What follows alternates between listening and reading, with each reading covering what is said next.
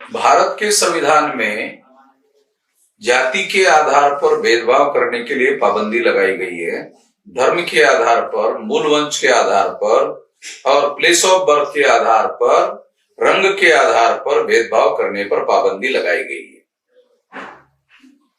इसलिए ये जो कानून धर्म के आधार पर भेदभाव को लेकर कानून बनाया गया है, ये इक्वेलिटी बिफोर लॉ का उल्लंघन है। अगर ये इक्वेलिटी बिफोर लॉ का उल्लंघन है तो क्या इसे सुप्रीम कोर्ट में चैलेंज किया जा सकता है? क्योंकि ये इक्वेलिटी बिफोर लॉ का उल्लंघन कर रहा है। यानी एक धर्म के व्यक्ति को, खास धर्म के व्यक्ति को, अगर वो अफगानिस्तान से, पाकिस्तान से और बांग्लादेश से भारत में आता है तो उसको नागरिकता नहीं दी जाएगी, ऐसा प्रावधान है। ये प्रावधान इक्वेलिटी बिफोर लॉ का उल्लंघन है। अगर ये इक्वेलिटी बिफोर लॉ का उल्लंघन है तो ये तो मौलिक अधिकार का उल्लंघन है।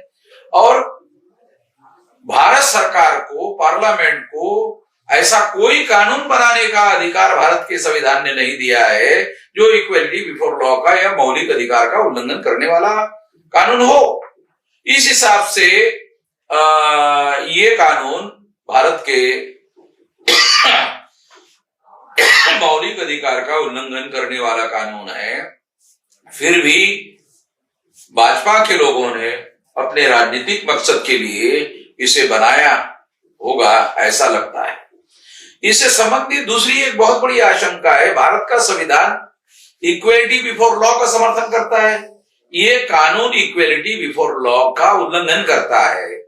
तो क्या आरएसएस के लोग, ब्राह्मण लोग भारत के संविधान में इक्वेलिटी बिफोर लॉ के विरोध में कोई साजिश कर रहे हैं ताकि भविष्य में ब्राह्मण धर्म को इसका आधार लेकर भारत के लोगों पर थोपा जा सके?